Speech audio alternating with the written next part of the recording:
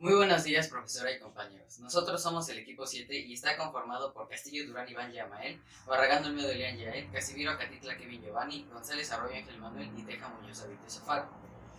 A nosotros nos tocaron los siguientes temas: formas de gobierno de Latinoamérica, la política exterior estadounidense y América Latina en la primera mitad del siglo XX.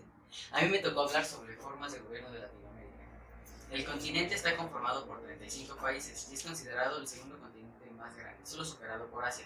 Se divide en América del Norte, con Canadá, Estados Unidos y México; América del Sur, con Argentina, Bolivia, Brasil, Chile, Colombia, Ecuador, Paraguay, Perú, Surinam, Trinidad y Tobago, Uruguay y Venezuela; en América Central, Belice, Costa Rica, El Salvador, Guatemala, Honduras, Nicaragua, Panamá y las Antillas, con Antigua y Barbuda, Bahamas, Barbados, Cuba, Dominica, Granada, Guayana y Haití; con Jamaica, República Dominicana, San Cristóbal y Nieves, San Vicente y Santa Lucía. En la época de la colonia, las primeras autoridades de la colonia fueron el rey, el Consejo de Indias, la Casa de Contratación de España; el gobierno era monárquico y las órdenes venían directamente del rey de España. En la época independiente, cuando los países de América consiguieron su independencia, buscaron una forma de gobierno para lograr un desarrollo económico y social. El imperio y la monarquía fueron reemplazadas por la república, que tiene su ideología la democracia y la igualdad en los hombres, aunque en México y Brasil continuaron por un tiempo con el régimen monárquico. Después optaron por el gobierno republicano. A partir del siglo XVIII, la república adquirió el significado de forma de gobierno representativo en la que la soberanía residía en el pueblo. Estados Unidos de América fue el primer país de América en organizarse como república al proclamar la libertad y la igualdad de los hombres. La república se divide en dos formas: la república unitaria y federativa. En la República Unitaria, las autoridades del país son nombrados por gobierno central. En la República Federativa, los estados tienen gobiernos propios y gozan de autonomía en su territorio. Los países con repúblicas federales son Estados Unidos, México, Brasil, Argentina y la República Bolivariana de Venezuela. Las repúblicas unitarias son todos los demás países excepto Cuba, la cual es una república socialista. La república tiene diferentes características, ideologías y políticas, y se dividió entre centralistas y federalistas. Para los centralistas, la república central estaba sujeta al gobierno del capital del país. El territorio se dividía en departamentos cuyo gobernante era elegido por el poder central. No había legislaturas estatales. Se forman juntas departamentales o por provincia. La Iglesia tenía un poder supremo, disfrutando de privilegios judiciales y espirituales. Establecían una política proteccionista a fin de dar impulso a la industria interna, combinando con apertura al comercio exterior. Para los federalistas se implica el pacto y unión de varios estados independientes. Los estados son libres y soberanos con sus propias leyes y autoridades. Se reconoce a una autoridad general, el presidente, quien funge como moderador y conciliador de intereses. Sacrifican su soberanía externa, pero conservan la interior. Están a favor de la apertura comercial y el libre cambio con las potencias capitalistas, a fin de impulsar el desarrollo industrial. Sostiene la división del gobierno en tres poderes: ejecutivo, legislativo y judicial.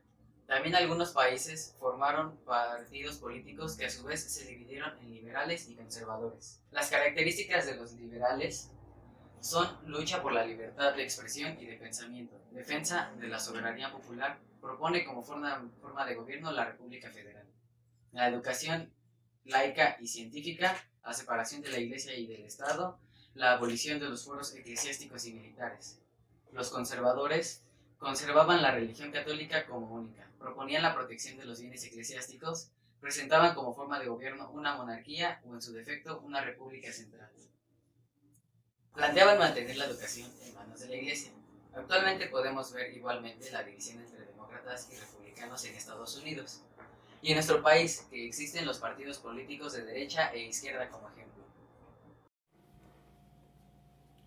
Hola, mi nombre es Ángel Manuel González Arroyo y yo les seguiré platicando de las formas de gobierno en América Latina.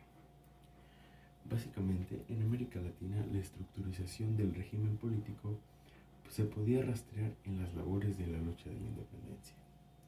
También recordemos que en la región hispana las élites tradicionales, herederas en su mayoría del imperio colonialista, perseguía dos grandes objetivos: que era encarar los problemas hereditados y crear las estructuras de gobierno cuyo poder no fuera desafiado por medios legales.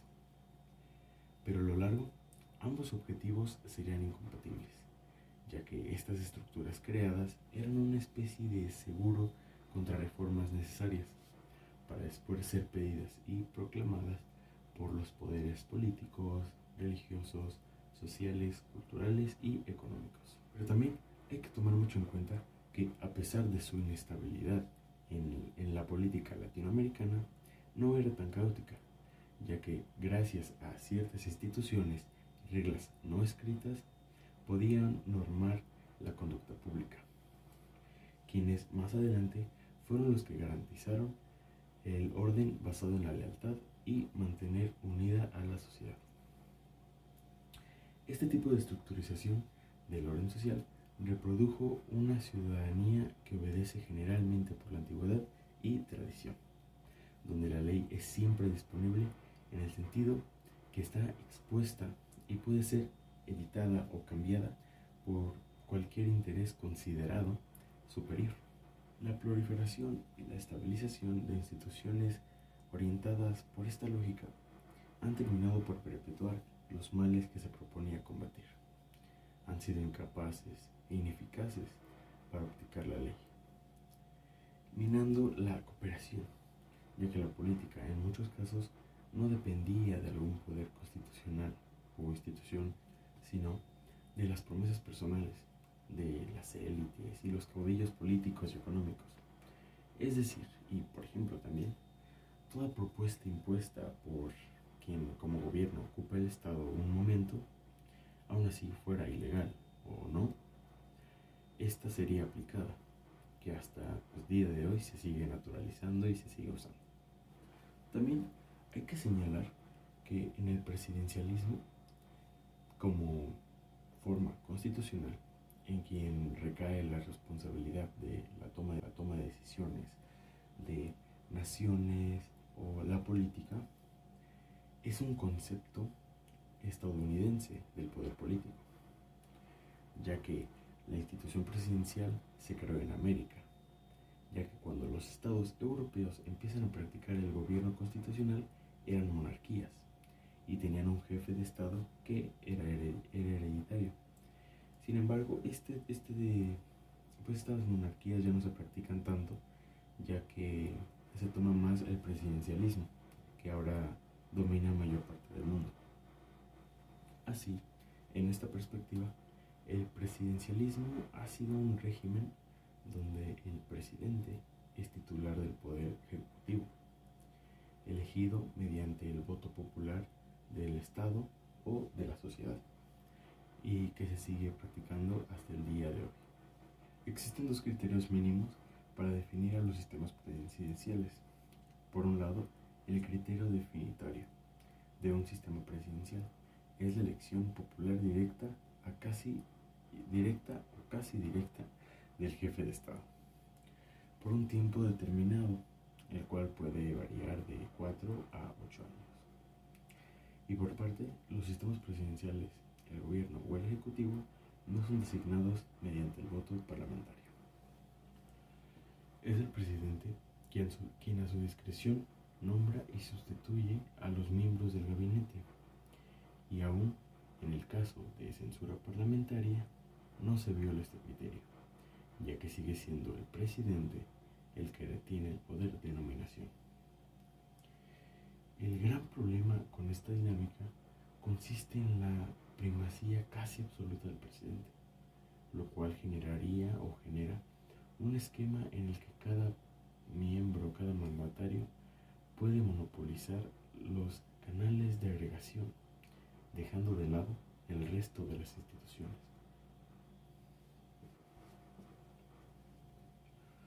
Se observa que en los sistemas presidenciales, el ejecutivo, elegido directamente por el pueblo, por un término fijo e independiente del voto de confianza de los parlamentarios, tiene un control pleno sobre la composición del gabinete y la administración.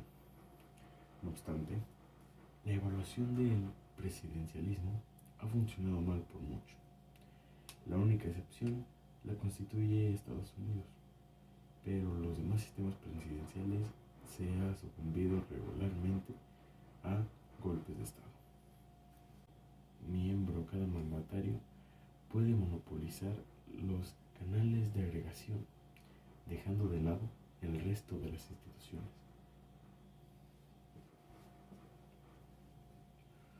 Se observa que en los sistemas presidenciales, el Ejecutivo, elegido directamente por el pueblo, por un término fijo e independiente del voto de confianza de los parlamentarios, tiene un control pleno sobre la composición del gabinete y la administración. No obstante, la evaluación del presidencialismo ha funcionado mal por mucho. La única excepción la constituye Estados Unidos, pero los demás sistemas presidenciales se ha sucumbido regularmente a golpes de Estado. Por eso, los estadounidenses tuvieron cuidado y se negaron a entregar el poder a una sola persona. Ahí votan por sus legisladores y electores, dando a los electores quienes eligen luego a los presidentes, y todo el proceso es sancionado por el Congreso Legislativo. Con ello, la separación de poderes y atribuciones queda al menos establecida y un poco articulada. En la región, la institución presidencial ha derivado de un presidencialismo obsceno, abusivo y excesivo, que genera una imagen antipresente, o así como la concentración absoluta del poder total en la figura de una sola persona en específico. Buenos días compañeros y maestros, mi nombre es Iván Yamael Castillo Durán. Yo vengo a exponerles por parte del equipo número 7 el tema de la nueva política exterior de Estados Unidos. Esto quiere decir que va relacionado con el TLC, el Tratado de Libre Comercio, el TLCAN, el Tratado de Libre Comercio de Norteamérica, y pues es más o menos relacionado con los intereses de América del Norte, esto quiere decir Estados Unidos, porque hasta el siglo XXI América no era la potencia que es. Hace 130 años George Washington quiso tener una discusión con la Unión Europea y no quiso anteponer los intereses de la Unión Europea sobre los de América. Entonces él hizo un tratado donde se ponían los intereses desde el Atlántico hasta el Pacífico, de que se mantuvieran los medios económicos para que Estados Unidos se beneficiara. Entonces, a partir de eso, América Latina, el Caribe y todos esos puntos donde se comercializaba todo lo importante para Estados Unidos se fueron minimizando y se fueron denigrando al grado de que Estados Unidos fuera el único beneficiado en todo esto. Dependientemente de lo que se haga o no se haga, la política de puerta abierta se hizo con Asia. Esto quiere decir que tenían libre comercio con Asia, se podían comerciar cualquier tipo de materia prima, cualquier tipo de producto entre Estados Unidos y Asia. En Europa era un poco más estricto, pero lo que fue América Latina y el Caribe fueron un poco más discriminados por su tipo de gente y por la independización de las 13 colonias. Esto quiere decir que para proteger sus intereses y para proteger la independización de las 13 colonias, no quiere Estados Unidos que sea una nación como que esclavizada. Entonces, tras la adquisición de Filipinas, se hizo como un poco más agresiva la política exterior. Después de esto, se intentaron hacer nuevas políticas y se hizo un poco de renovaciones al tratado. Esto quiere decir como en 2016, en 2009, que se hicieron renovaciones al tratado. Esto quiere decir por los presidentes o por sus tipos de cambio de moneda. ¿Por qué? Porque hay unas devaluaciones o hay crisis, la crisis de 2009 o en 2014 me parece que también fue un poco por la devaluación del peso o de la moneda por unos problemas económicos que tuvo México. Esto quiere decir que a Estados Unidos le beneficiaba tener un tipo de cambio muy diferente porque se venía beneficiado al alza de su valor de moneda. El Caribe y los territorios hacía que una política exterior ante Estados Unidos fuera más insegura, fuera más cara y más indefensa, nos dejara más indefensos a Latinoamérica y a los países del Caribe. Entonces, el único beneficiado entre Europa, Asia, América Latina y el Caribe era Estados Unidos. Desde ahí se comenzó a hacer la idea del neoliberalismo. Esto quiere decir que se empezó a hacer como que el patriotismo y el sentimiento de la nación. Esto hacía que los héroes, los por ejemplo, George Washington, se hicieran íconos de Estados Unidos. Entonces, realmente, pues eso fue el liberalismo. En otra parte que tengo aquí explicado, el enfoque de Estados Unidos hacia Europa fue un acercamiento y afinidad de muchos temas, ¿no? El aparente dulce acercamiento de Trump y Rusia hacia Vladimir Putin fueron eh, muy frecuentes entre el 2015 era Estados Unidos. Desde ahí se comenzó a hacer la idea del neoliberalismo. Esto quiere decir que se empezó a hacer como que el patriotismo y el sentimiento de la nación. Esto hacía que los héroes, por ejemplo, George Washington, se hicieran íconos de Estados Unidos. Entonces, realmente, pues eso fue el liberalismo. En otra parte que tengo aquí explicado, el enfoque de Estados Unidos hacia Europa fue un acercamiento y afinidad de muchos temas, ¿no? El aparente dulce acercamiento de Trump y Rusia hacia Vladimir Putin fueron eh, muy frecuentes entre el 2015, 2016 y 2017, los cuales hicieron que también las políticas de Estados Unidos pusieran impuestos y aranceles sobre las políticas de Rusia. ¿Para qué? Para venirse, bueno, para irse beneficiados, sobre todo Estados Unidos, los estadounidenses. Es lo que está pasando ahorita, que ponen sanciones económicas para que los estadounidenses, una, se vean beneficiados políticamente, económicamente y socialmente, que queden como los buenos, que sean políticamente, no sé, correctos, y que encima de eso se vean como los buenos, como los que defienden. No quieren estar parte de la OTAN, pero ese es un tema muy diferente. Se querían, Alemania le tenía miedo a Estados Unidos, pero Estados Unidos quiso responder con los aranceles, con la OTAN y todo eso por la Atlántica con Alemania. Tenía su ejército más de 10.000 soldados, entonces Estados Unidos lo que hizo fue imponer más soldados y poner los impuestos, los aranceles y todo eso. Respectivo a la actividad, mis compañeros se la van a explicar, pero yo continúo explicando lo que viene más o menos relacionado en la actividad, que es relacionar columnas. Se espera que las relaciones vuelvan al tradicional distanciamiento.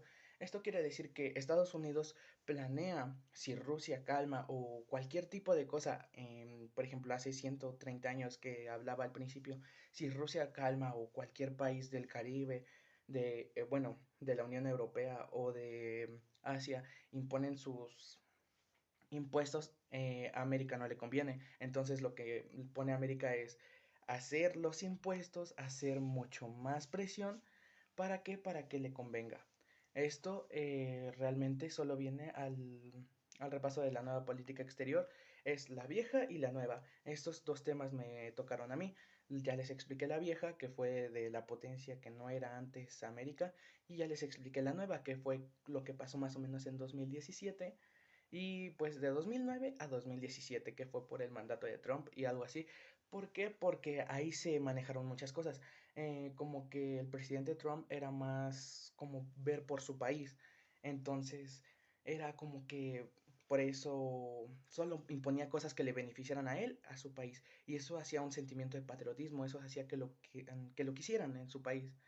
Entonces, pues esa es la nueva política exterior, porque hubo la crisis de 2009, cambio de presidente en 2012 y devaluación de 2014 a 2016. Entonces, eso influyó mucho en el Tratado de Libre Comercio, la renovación del Tratado de Libre Comercio y el Telecán. Entonces, esos tres puntos básicos fueron los que más influyeron en la nueva política exterior americana o de Estados Unidos.